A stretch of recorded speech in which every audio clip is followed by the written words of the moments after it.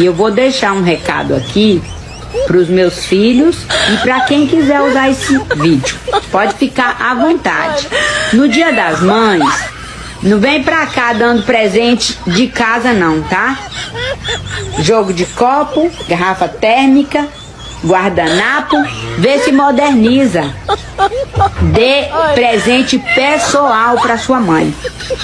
Ai, mas eu não sei o que a minha mãe usa, não sei o que a minha mãe gostaria de ganhar. Que tipo de filho é você? Se você não sabe, faz um Pix. E não faz valorzinho barato não, porque uma mãe é cara, viu? Uma mãe é cara. Ai, mãe, o que você gostaria de ganhar? Não faça essa pergunta não, que ela vai falar assim: ai, meu filho, a sua presença já basta, o seu amor já basta. Mesmo é que você dê presente pra ela. E ai, mãe, você quer almoçar?